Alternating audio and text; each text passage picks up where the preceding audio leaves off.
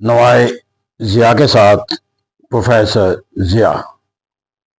بادشاہت کا نظام حکومت اپنے دونوں پہلوؤں سے پرکھا جاتا ہے کسی بھی پولیٹیکل سائنس کے ایک طالب علم کی طرف سے۔ تو ایک پولیٹیکل سائنس کے طالب علم کے طور پر آج ہم اس ویڈیو کے اندر ان پہلوؤں کی نشاندہی کرنے کی کوشش کرتے ہیں کہ جس کی بنیاد پر جو ہے وہ بادشاہت کے نظام کو جو ہے ایک ناپسندیدہ جو ہے نظام حکومت کے طور پر جو ہے وہ گردانا جاتا ہے۔ بادشاہت کے اوپر جو سب سے بڑا اعتراض اس کے نظام حکومت کے حوالے سے کیا جاتا ہے، اس کی بنیادی وجہ جو ہے وہ یہ کہ عوام کا اس سے جو ہے وہ تعلق استوار نہیں ہوتا، یعنی کہ ایک ایسا نظام حکومت ہے کہ جس نظام حکومت کے اندر عوام کی شرکت جو ہے وہ حکومتی معاملات میں ہوتی۔ اب یہاں پر جا کر جو اس کے اوپر تنقید کا نشانہ بنایا جاتا ہے، اس کے محرکات جو ہے وجوہات کئی ہیں۔ میں سب سے پہلے کہا جاتا ہے کہ جب تک حکمران کو اپنی پالیسی بنانے کے لیے لوگوں کی خواہشات کا علم نہ ہو، اس وقت تک وہ لوگوں کی سوچ اور فکر کے مطابق جو ہے وہ فیصلہ سازی نہیں لکھ سکتا۔ اس طرح جو لوگوں کی ضروریات ہے وہ لوگ ہی آگاہ کر سکتے ہیں۔ بادشاہ جو ہے وہ اپنی تمام تر ایڈمنسٹریٹو صلاحیتوں اور مشینری کے باوجود جو ہے وہ لوگوں سے ان کی آراز سے متعلق اس وقت تک اپنے آپ کو آگاہ نہیں رکھ سکتا جب تک وہ اس کی نشاندہی کرے، کیونکہ بادشاہت کے اندر لوگوں کو اس حق سے محروم کر دیا جاتا ہے۔ اس لیے عوام کی عدم شرکت جو ہے وہ ایک ایسی پالیسی کا ذریعہ بن جاتی ہے کہ جہاں پر لوگوں کی خواہشات اس میں شامل نہیں ہوتی۔ پھر یہاں پر جا کر اسی بنیاد پہ ایک اور تنقید کا نشانہ اس بنیاد پہ کیا جاتا ہے کہ عوام کی جو عدم شرکت ہے حکومتی معاملات کے اندر، وہاں پر حکومت کی کوئی جو پالیسیز ہوتی ہے یا بادشاہ کی جو پالیسی ہوتی ہے اس کا انہیں تنقید کرنے یا اس کی خامیوں کی نشاندہی کرنے کا بھی تصور جو ہے وہ حاصل نہیں ہوتا۔ اس لیے جو پالیسی بنا دی جاتی ہے اس کے ڈی میرٹ جب تک سامنے نہیں آئیں گے اس کو بہتر نہیں بنایا جا سکتا۔ اور سب سے بڑا کرٹیسزم یہاں پہ یہ کیا جاتا ہے کہ جب بادشاہت کے اندر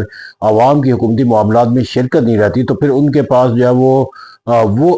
طاقت حاصل نہیں ہوتی جس کی بنیاد پر جو حکومت جو ہے وہ اپنے سرگرمیوں کا مرکز جو ہے وہ لوگوں کو سمجھے۔ اس بذات خود حکمران جو ہے وہ مقصد بن جاتا ہے، عوام جو ہے وہ ذریعہ بن جاتے ہیں۔ تو عوام اسی وقت مقصد بن سکتے ہیں جب حکمران کو یہ معلوم ہو کہ ان کی حکومت کا جو قیام ہے وہ یا ان کی بقا جو ہے وہ عوام پر منحصر ہے۔ تو جب حکمران جو ہے وہ اس اصول سے جو ہے وہ اپنے آپ سے مکمل طور پر لا تعلق کو تصور کرتا ہے تو پھر اس کے نتیجے کے اندر جا کر جو ہے وہ عوام کی فلاح و بہبود کا یا ان کی ترقی و خوشحالی کا وہ تصور جو ہے وہ اختیار کرنے سے قاصر رہتا ہے۔ تو اس طرح کہتے ہیں جب اس پہ تنقید کا نشانہ بنایا جاتا ہے بادشاہت کا تو اس کے ایک اندر بنیادی تصور جو ہے وہ عوام کی عدم شرکت کے اصول کو قرار دیا جاتا ہے۔ پھر یہاں پر جا کر جو ایک اور کرٹیسزم کیا جاتا ہے وہ ہے ارتکاز کا اختیارات، یعنی کہ دا کنسنٹریشن آف پاور۔ جب ہم کنسنٹریشن آف پاور کہتے ہیں تو اس سے مراد یہ ہوتی ہے کہ جو قانون بنانا ہے وہ قانون نافذ کرنا ہے، یا قانون کی خلاف ورزی کرنے پر سزا دینے کا جو اختیار ہے وہ کسی ایک فرد واحد کو حاصل ہے، کیونکہ بادشاہ تمام اختیار کا سرچشمہ ہوتا ہے۔ اس لیے اختیارات کا جو ارتکاز ہوتا ہے وہ لوگوں کے حقوق کی نفی کرتا ہے، کیونکہ ایک ہی شخص جو اپنی مرضی سے اس کی زبان سے نکلا ہوا لفظ جو ہے وہ قانون کا درجہ رکھتا ہے اور پھر اس کو اپنی سزا جو ہے وہ اپنی سوچ اور فکر کے تحت دیتا ہے، اور پھر اس کے اندر فیصلہ کرنا کہ سزا کیا دی جائے گی اس کا بھی اختیار اسی کو حاصل ہوتا ہے۔ جب ارتکازی اختیار ہو جاتا ہے تو ایک فرد جب وہ اختیار کل کا مالک ہو جاتا ہے اور باقی تمام جو ہے اس کی حکم کے اطاعت کے تابع ہو جاتے ہیں۔ یہاں دنیا کے اندر ہم جو تاریخی طور پر دیکھ رہے ہیں ارتکازی اختیار جو ہے وہ ایک حکمران کو جو ہے وہ ایک مطلق العنان حکمران کا تصور دے دیتا ہے، اور یہی مطلق العنانی جو ہے وہ جابر نظام حکومت کی تشکیل کا سبب بن جاتا ہے۔ اور جہاں بھی جابرانہ نظام حکومت ہوگا وہاں لوگوں کے حقوق جو ہے وہ اس کا تصور کرنا ممکن نہیں رہتا۔ پھر یہاں پر جا کر جو ایک اور تصور بادشاہت کے کرٹیسزم کے حوالے سے کیا جاتا ہے کہ یہ ایک نااہل لوگوں کی حکومت ہے۔ اس کو نااہلی کے بنیاد کے اوپر جو اصول وغیرہ کیے جاتے ہیں وہ مختلف پہلو سے کیے۔ سب سے پہلا تو تصور یہ کیا جاتا ہے کہ یہاں پر حکمرانی کا جو حق ہے وہ اہلیت کے بنیاد پر نہیں ہوتا بلکہ موروثیت کی بنیاد پہ دیا جاتا ہے، اور یہ ضروری نہیں ہوتا کہ موروثیت کی بنیاد پہ اقتدار حاصل کرنے والا شخص جو ہے وہ ملک کا نظم و نسق چلانے کی بھی اہلیت کا حامل ہو۔ تو اس طرح دنیا کے اندر جو بادشاہتوں کا نظام جو ہے وہ تباہ جب ہوتا ہے اس کی بنیادی وجہ جو ہے وہ حکمران کو تصور کیا جاتا ہے، اور وہ حکمران جو ہے چونکہ اہلیت کے بنیاد کے بغیر اپنے مسئلے پر فائز ہوتا ہے تو وہ اپنی کارکردگی سے کسی نظام کے یا ریاست کی تباہی کا بھی ذمہ دار بن جائے۔ پھر یہاں پر کہا جاتا ہے کہ نااہلی کی ایک اور بنیادی وجہ جو ہے کہ بادشاہ جو ہے وہ اپنی مشاورت کا تصور جو لوگوں سے اختیار کرتا ہے وہ بھی اطاعت اور تابع داری اور فرما برداری کے جو ہے وہ پہلو سے اختیار کرتا ہے، وہ دوسروں سے توقع رکھتا ہے کہ وہ بادشاہ کی ہر لفظ کے اندر جو ہے وہ اپنی آشیرواد یا اپنی حمایت شامل کریں گے یا اس کے ساتھ منسلک کریں گے اپنے آپ کو، اور جو مشورہ دینے والے ہوتے ہیں وہ بھی کوئی بادشاہ سے مخالف کوئی سوچ و فکر اظہار کر کے اپنے لیے کوئی مشکلات پیدا نہیں کرنا چاہتے۔ اس طرح جب مشاورت کا عمل جو ہے وہ صرف بادشاہ کی اطاعت کے ساتھ منسلک ہو جاتا ہے تو پھر اہلیت کا تصور جو ہے اس کے اندر حکومت کے اندر شامل نہیں ہوتا۔ پھر بادشاہ جو ہے وہ قرآن جو ہے وہ اپنے فرائض کی ادائیگی کے لیے جن لوگوں کا انتخاب کرتا ہے وہ بھی وہی لوگ ہوتے ہیں جو بادشاہ کے منظور نظر ہوتے ہیں۔ تو اس طرح کہتا ہے کہ بادشاہ جو ہے وہ ایک ایسے گروہ کے ساتھ ملک کا نظم و نسق چلاتا ہے کہ جو صرف اور صرف بادشاہ کی خوشنودی کے ساتھ منسلک ہونا چاہتے ہیں، وہ کارکردگی کی بنیاد پر جو ہے وہ پالیسی بنانے کے اندر کوئی اپنی شرکت کا تصور قائم کرنے سے قاصر ہوتے ہیں۔ تو اس طرح جب حکمران جو ہے وہ ملک کا نظم و نسق چلانے کے لحاظ سے موروثی بنیادوں پر ہو، پھر اس کے جو مشاورت کا ملک کا نظم و نسق چلانے کا جو دائرہ کار ہے وہ بھی ان لوگوں پر مشتمل ہو جو اس کے ساتھ مشاورت کا کوئی عمل جو ہے وہ حقیقی معنوں میں اختیار کرنے سے قاصر ہو، تو پھر یہ ایسی حکومت قرار پائے گی جو ایک نااہل حکومت کا تصور قائم کرتی ہے۔ پھر یہاں پر جا کر ایک اور کرٹیسزم کیا جاتا ہے بادشاہ کے اوپر، وہ اس کا کنزرویٹزم کا آئینہ دار ہونا ہے۔ بادشاہ جو ہے وہ جو ایک نظام حکومت ہے جس کے اندر وہ اپنے آباء و اجداد کے وراثت کی بنیاد پہ اقتدار کا اندار قرار دیا جاتا ہے۔ اس طرح وہ لوگوں کی وہ سوچ اور فکر جو ایک ماضی کے ساتھ وابستہ ہوتی ہے وہ اسی کو قائم کرنا چاہتا ہے، اور اسی طرح وہ ماضی کے نظام کو بھی اسی طرح قائم رکھ سکتا ہے جب وہ ماضی کے نظام کے ساتھ لوگوں کی وابستگی کو قائم رکھے۔ اس طرح وہ کسی ایسی تبدیلی کا نہ خواہش مند ہوتا ہے، نہ اس کو کوشاں ہوتا ہے، نہ وہ ایسی کوشش کو جو ہے وہ کسی طرح پروان چڑھنے دیتا ہے کہ جو ماضی کے سوچ اور فکر یا ماضی کے حالات و واقعات کے اندر تبدیلی کی کوئی عکاس بن سکتی ہو، تو وہ اس طرح وہ ماضی کے ساتھ اس طرح وہ ایسی ترقی اور خوشحالی کا راستہ بھی روک دیتا ہے کہ جس کے نتیجے میں اسے یہ اندیشہ ہو کہ اسے لوگ جو ہیں وہ کسی نئی سوچ کے ساتھ منسلک کر سکتے ہیں۔ تو اس طرح اس کی رجت پسندی جو ہے وہ ترقی اور خوشحالی کی ایک تباہی کی بنیاد فراہم کر دیتی ہے۔ پھر اس طرح کے اندر مطلق العنانیت، مطلق العنان جو حکمران ہوتا ہے وہ ہم اس حکمران کو کہتے ہیں جو اپنے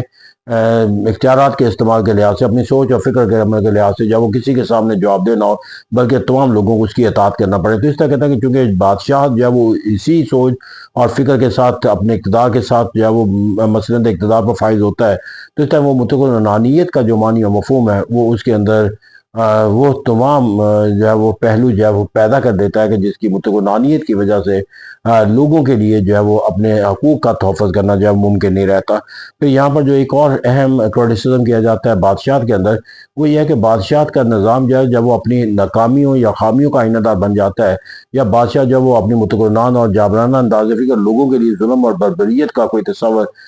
تو اپنی نااہلی کا تصور بن جائے یا اپنی ظلم اور بربریت کی وجہ سے اور لوگوں کے اندر جو ہے وہ کوئی تبدیلی کا کوئی تصور جو ہے وہ پیدا کر دے، تو پھر اس کو تبدیل کرنے کا چونکہ کوئی آئینی اور قانونی راستہ نہیں ہوتا، اسے لوگوں کو جو ہے وہ ایک انقلاب کا راستہ، بلڈ شیڈ کا راستہ جو ہے اختیار کرنا ہے۔ یہی وجہ ہے کہ دنیا کے اندر جہاں پر بادشاہتوں کو نظام ختم کیا گیا اس کا بنیادی جو کامیابی کا سبب بنا وہ ایک خونی انقلاب تھا۔ تو یہ کہتے ہیں کہ ایک ایسا نظام جس کے اندر آپ کو حکومت کو تبدیل کرنے کے لیے بھی ایک خونی انقلاب لانا پڑے، وہ نظام جو ہے وہ پولیٹیکل سائنس کے طالب علموں کے لیے کسی طرح بھی جو ہے وہ ایک پسندیدہ نظام جو ہے وہ قرار نہیں دیا جا سکتا۔ اور سب سے بڑی بات جو ہے وہ